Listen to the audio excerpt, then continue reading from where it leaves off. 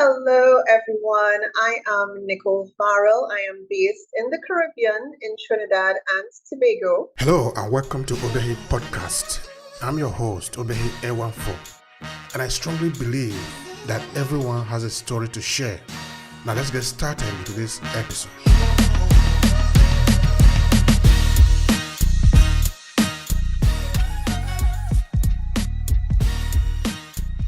My business is Okra Events, and in that business, I wear three hats: that of image and reputation coach, public relations consultant, and personal stylist. So I coach professionals in how to be more confident during public speaking and media interviews. And I also give other types of coaching as well, right? In terms of the image coaching side of business. That's it for now. That's very good. The coaching side of business is absolutely important. I love that because we are not all born perfect to know everything we want to do in life. So we are in it. So we need sometimes we need coaching. We need someone to help us to tell us this is what you need to do. This is how you need to approach this. So Yeah. your work is particularly important. I love it. Thank you. Thank you. And you see, a lot of times people feel, well, this is me, and I don't know if, I could be anything different. But how would you know if you don't try? And then there's the old saying, practice makes perfect, right? Yeah, that's true. But if you don't try, how are you going to know whether you are even progressing or not? Exactly. All right. That leads me to, in fact, actually, one of the things we are discussing today. We are discussing two things today, which is we're talking about public speaking and also self-confidence. I think both of them actually are linked together within the business ecosystem. Talking of practice, make perfect, and things like that. I want you to first of all speak on self-confidence. Now, some people don't know, they don't have the confidence to be able to put their face there and say, yes, this is me, this is what I want to do, I am the one saying this. So they rather pretend to stand behind and start talking because they don't have the confidence. So the first question is, where does confidence come from? So that some people should be able to build their own confidence to stand for themselves, stand for their business and say, this is what I'm doing. I can do this for you because I know how to do it. Not that they don't know how to do it, just because they don't have the confidence to say, yes, I can do it. So where is that coming from? Well, the thing is, I have encountered that same issue with clients and associates alike. They're afraid to put themselves out there. They're afraid to do public speaking in any form whatsoever. And like I was saying before, it's something where they feel, well, I don't know if I can overcome it. Now, as for where self-confidence comes from, sometimes you're born with it, and sometimes you learn how to be confident. So just using myself as an example first, when I was very young, I was shy, but I was not lacking confidence. I wasn't painfully shy, but you give me a stage, whether it's to dance or do a theatrical production or whatever the case is, sing, whatever. I was like, I am ready, but I was shy other than that. But once you gave me a stage, it was like somebody totally different. And in spite of being shy, I just had a sense of self-confidence. But I do understand that not everybody is that way. Not everybody feels comfortable within their skin. Not everybody feels as if their voice should be heard. And not everybody feels as if they have something worthy to contribute, right? So you're either born with it, which is great because it's always there and you can easily tap into it whenever the need arises, or like the clients that I have to coach them into becoming more confident about whatever areas they're lacking in. So for instance, there are some people who they do not like to be in front of a camera at all, whether it's for photo shoots or for a live television interview or like a podcast like this. They are just deathly scared of it. So I have to tap into them and get them to a point where they focus on what their goal is as opposed to what their fear is. Now, we acknowledge the fear, but we have to also concentrate on the goals itself. So that's how I get them to that point, because they may have a television interview to do and they're like, oh my gosh, I don't know. And I have to say, well, okay, let's try this. So during our coaching sessions,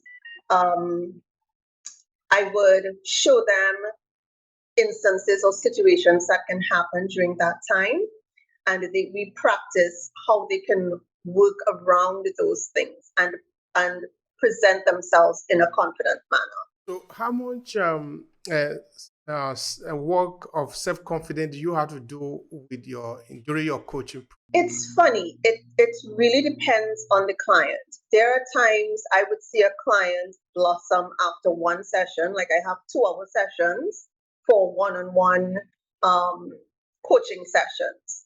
I have group sessions, they're like 4 hours, but the one-on-ones are for 2 hours. And there are some clients who they blossom after one session. And what I do, I would record snippets of our sessions and I would send it to them.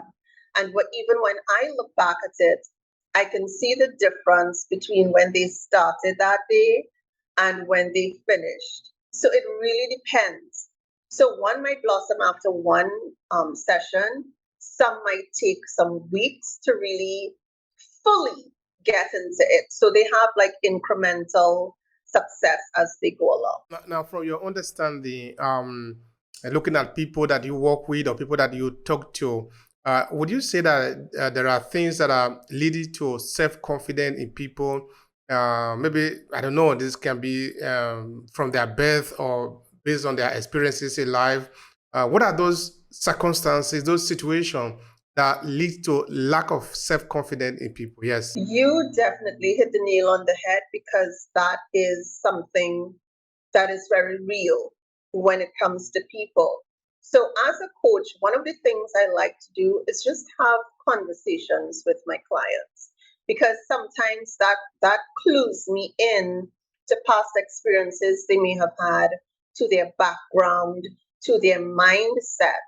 So when I understand them from that perspective, then I can say, okay, you know what, during our sessions, I need to do X, Y, Z, because this will draw them out a little more. So it's a little bit of psychology that comes into there. I didn't formally study psychology, but I love psychology, and I'm a Google psychology graduate. So I use that as well, because you really need to understand your clients, because all of my sessions are customized. I don't just bring you in and then I tell you, okay, do this, do that, do the other. No, before they even start, I have to find out what their problem areas are.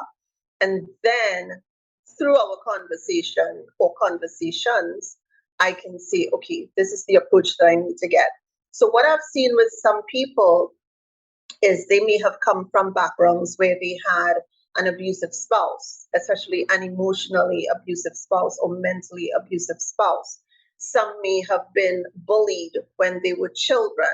Some may have been not fully supported by their parents and their immediate family. So they have this inferiority complex. So there are a lot of different things that can come into play with each client. And so when I understand what their background is, because sometimes they really do confide a lot in me, and it's not something that I take for granted. So once I learn those things, I can incorporate it and I can say, well, okay, maybe I should use this slant with them, or maybe I should use that slant. And as we go along, we just work at their speed. How do you manage to get to those points? I mean, now, of course, they have confidence in you, so you'll be able to help them, because if they are just superficial, you would be able to help them at the end of the day, because that is something that they are hiding. Because like you going to meet a doctor, you are sick. If you are sick, you have a particular sickness, you go to the doctor and you tell a lie to your doctor. The doctor is going to treat your lie, but then you go home with your own sickness. With me, you are not treated, though. So sometimes you need to do some work to sort of help them open up to you, because now we are talking of even confident, help you to build confidence in self, to open up to you that they have lack of confidence, so that you then help them to build. I think, like you said, that is a lot of time that you're going to put into it. It's not just a magic thing like that. So I want you to take me to the Exactly. process. How does it work to sort of get them to that point? One of the things I tell clients all the time, I can want the change for you. I can want you to grow and evolve, but you have to want it yourself. I cannot want it more than you want it for yourself. And I also tell them, I could take your money. I could just take your money, and if you do well, you do well. If you don't do well, you don't do well. But that does not work for me because I want to see people win.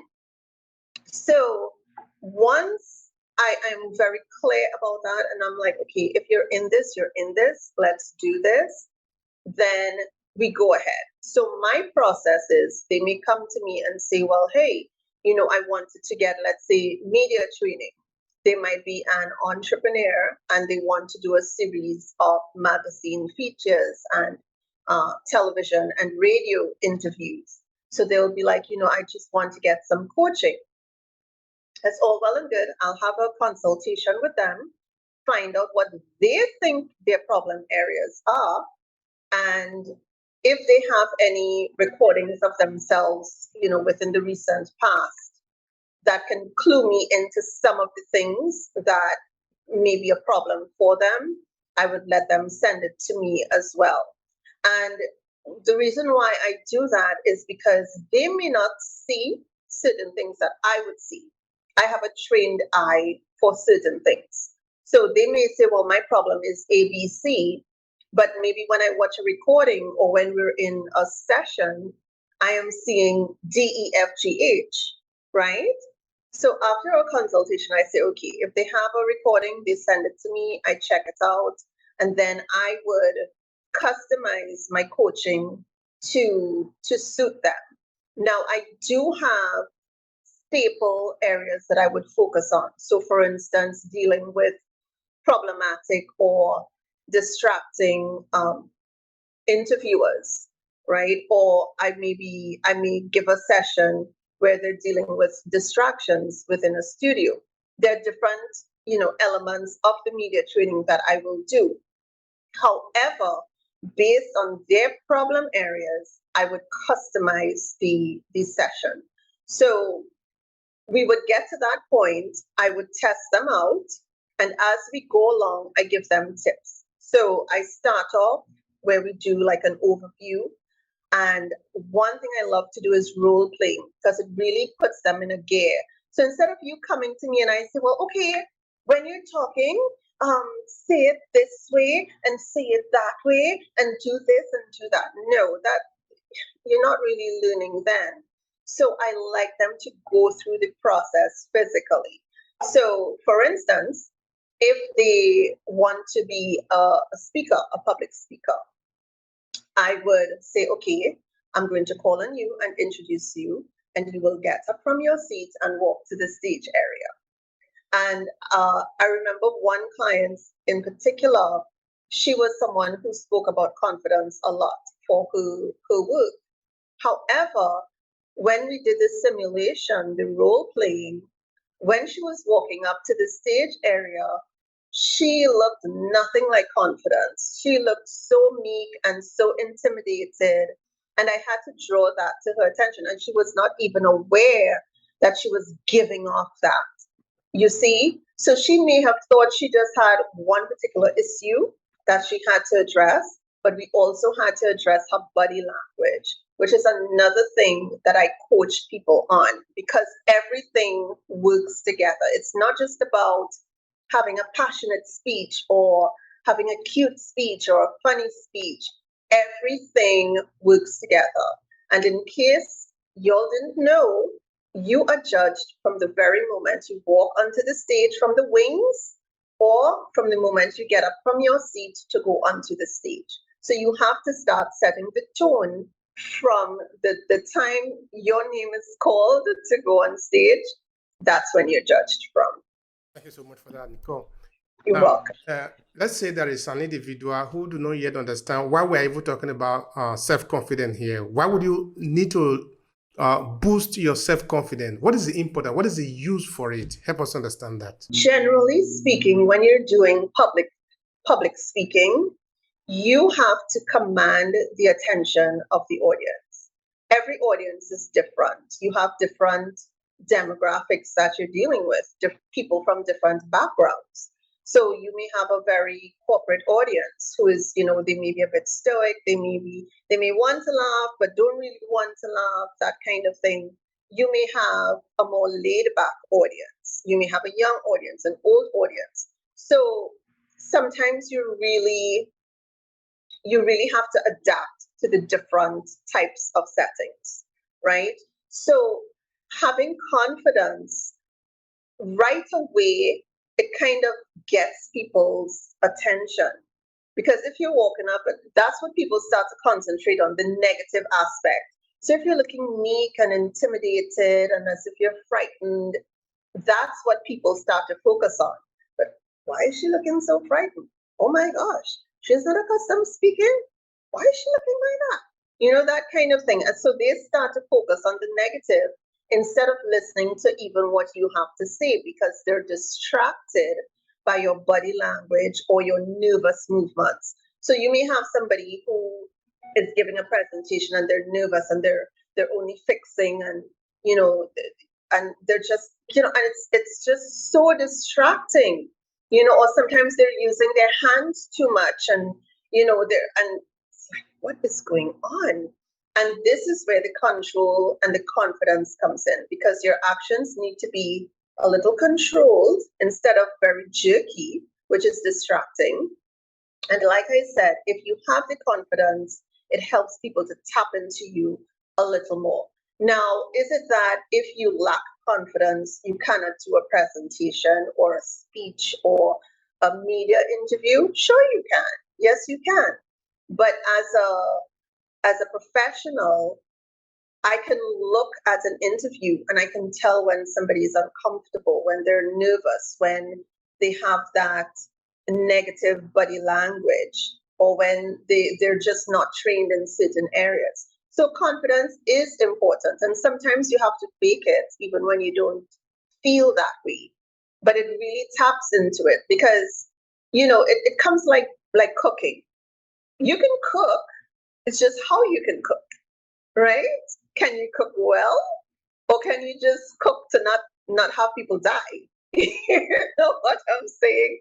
So it's like you have to have that extra oomph for people to get it and to be memorable because you don't want to have a speech or something and by the time people reach their cars or they reach home they don't really remember anything about you, right? You want to be memorable as well, and confidence goes a long way. All right. Thank you so much for that. Because Welcome. you are speaking to people, you are talking to people, you are actually sending a message to people. Of course, I'm going to ask you some few questions there as we move on just now, related to maybe body language and even the non-verbal communication, because you are communicating anyway. Even when you open your mouth like this, you are still communicating. Yes, yes, yes. All right. So my first curiosity that is, how do you really develop this act of communication? This communication, speaking, public speaking. How do you develop this ability so that when you take a microphone or you are sitting, of course, at home, you are talking to somebody, you are able to talk convincingly, not just maybe shouting on people or because when you, I usually say that when you take up even your telephone and call, even the person you are talking don't need to see you. With your voice, the person is able to know that that is tension in you. You are happy, you are not happy, you are not sure of what you are saying, you are sure of what, even though you don't know what you are saying, but you are sure of what you are saying. So all these are, they are very subtle, but very important when you are speaking. Now, how do you learn it? That is the question. The thing about it is I like to think you should have continual training where this is concerned. And just as a side note, just recently I was watching a clip of these celebrities and they were doing media training. they have been in the industry for about 20 years or 20 something years. I think it's about 20 years. And they're still doing media training because things change and you have different points of growth within your life. Who you were now is probably not who you were 5, 10, 15 years ago. So you always need to develop yourself. That's one. Two, even for me, I have been in media and entertainment for 20 years as well. And one of the portfolios I have was of a radio personality. And I always say I loved being a television personality and a radio personality. But what I loved about radio was you only had your voice. That was the only thing you had to draw people in. And so you have to learn how to use your voice to attract people and to keep people focused.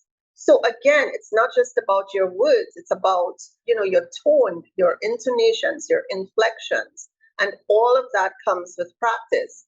Because if I were to even come on here and say, if you ask me how I was doing, I'm like, yeah, I'm fine.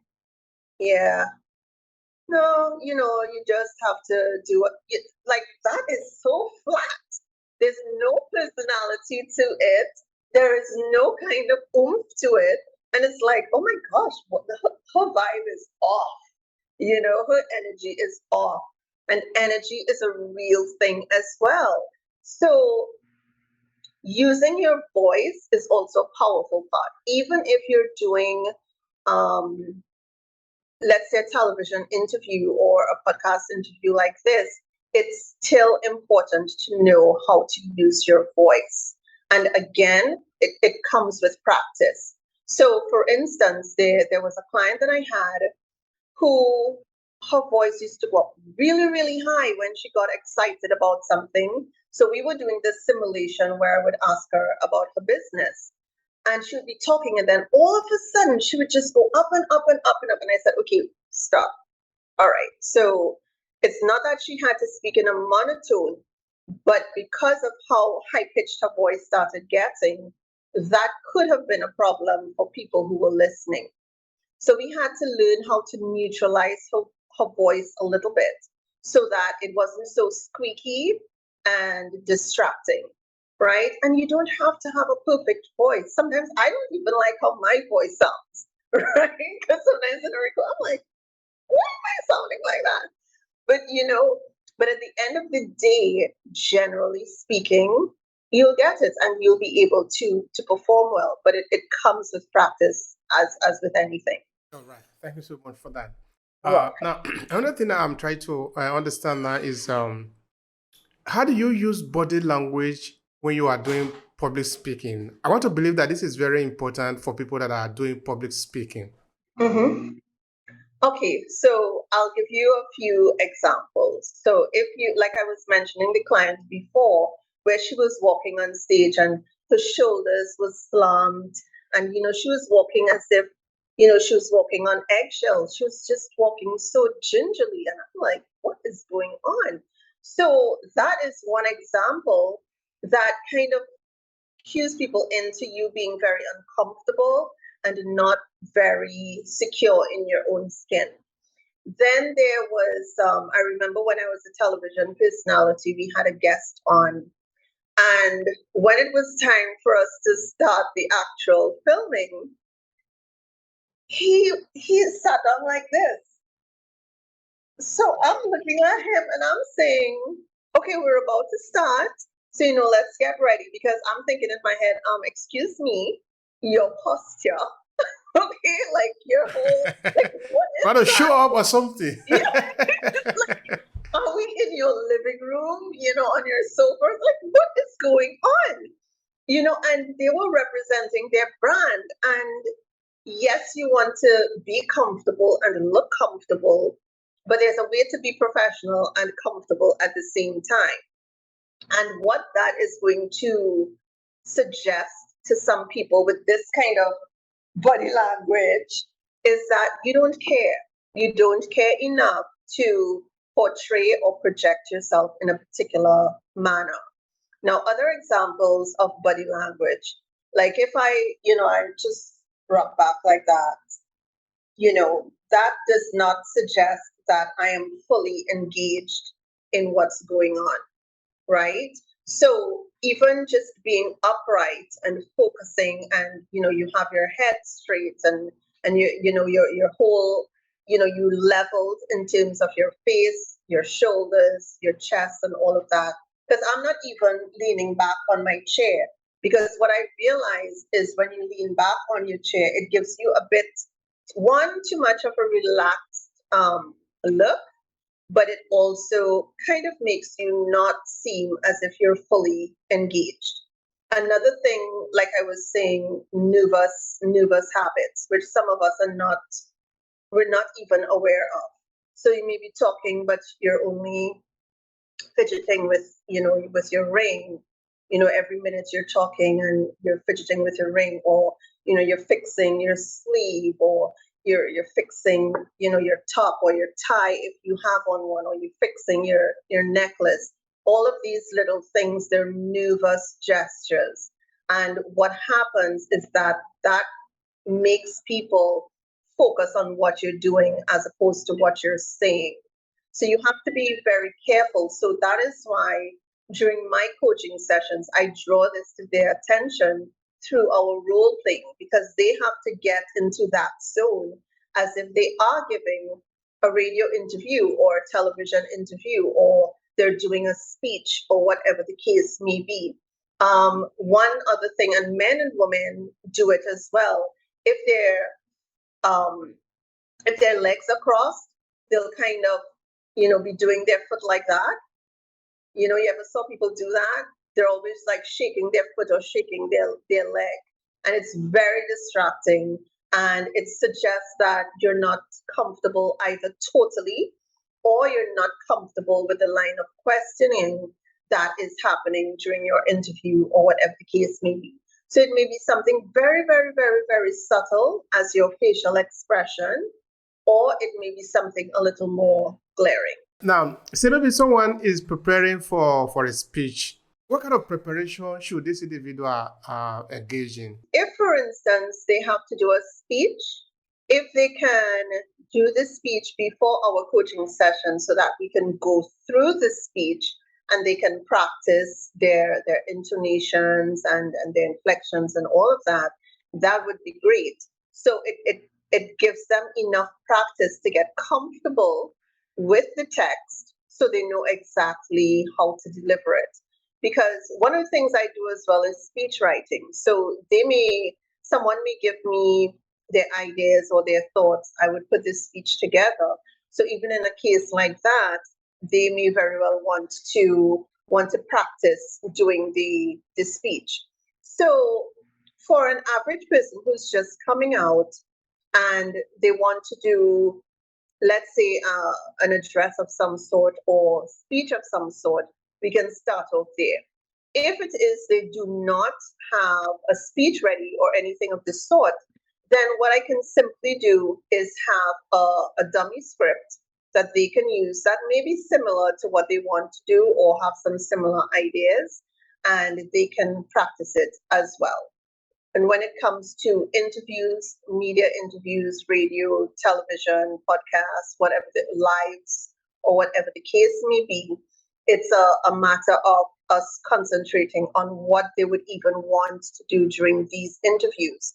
So for instance, if it's an entrepreneur, they would obviously want to talk about their business or a new project that they have, or product or service that they're going to launch. So we would talk about those things.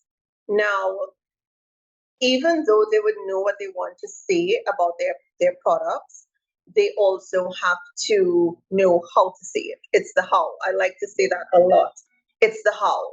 So you can talk about something, but what words do you use? What phrases do you use? Do you even use language that your demographic would go for? Right? All of these things you have to take into consideration. And my background with marketing has really helped me to help clients where those things are concerned, because those are all things you have to understand. It's all part of your brand. So if, for instance, for me, and I know I want my demographic to be.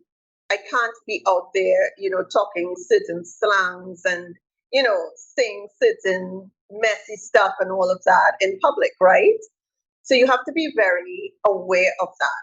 So, like I said, again, my sessions are highly customized so that people know exactly what to do and how to do it. And one of the things that we even do during our coaching sessions is that I help them deal with uncomfortable questions. Because, for instance, you may go to an interview thinking, well, okay, I'm just going to promote my business. I'm just going to promote this product, this launch, this whatever. But you may have an interviewer who wants to ask you some messy questions, or who may want to get a little bit inappropriate, or they may want to go the slant of something political, whatever the case is. And you have to know how to address those things, and you have to know how to answer.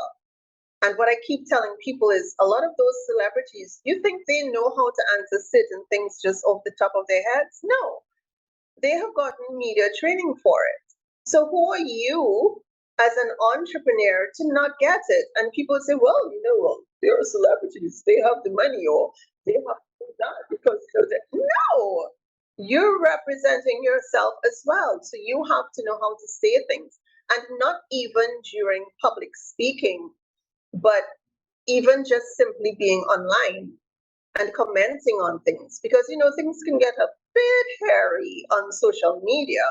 So even if you want to say something, it's how you say it. Sometimes you say nothing at all, you leave it be. But if you really want to say something, you have to know how to say it. And just to give a quick example, I had this client some years ago, and I did a post about her on my business page, and someone came on and commented, and they were very negative and a bit disrespectful. It was bordering on being disrespectful. And so she messaged me, and she's like, did you see that post? Did you see what that person said? And I'm like, no, I was clueless. So I went and I checked it out, and she was like, I have a mind to go and tell him this, that, the other. I said, whoop, whoop, whoop, whoop, whoop. Hold on. No. That's what we're not going to do. All right. So I told her, I said, leave it to me. Let me handle it, because she was telling me what she wanted to say to him. But if she had said it to him in that particular way, not only would it have come across some type of way, but it could have also hurt her branding as well, which is something you have to be very careful about. So I said, leave it. I will handle it. So I was the one who replied to his comments, and I said what I had to say. I just said it in a particular manner, right? So it's really all about the With a how. sense of maturity. Yes. You see, people get so emotional that they feel they have to defend themselves, or they feel they have to say something, because if they don't say something, then people are going to look at them as some type of punk or something. Like if, well, they don't respect me. Look at how they're talking to me. And I get it. You're human. I get it. I'm not discounting the fact that you're human and you have human emotions.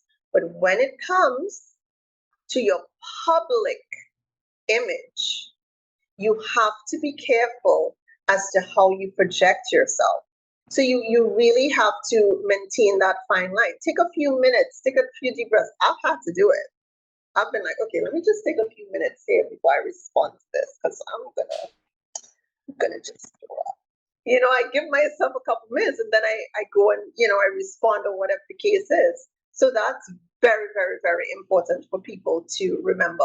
I want you to tell people how they can connect with you, because you are doing business. You are here to talk about business, to help other people. It is good that people know that you can actually help them more. So use this few seconds to promote yourself. Go ahead and do that.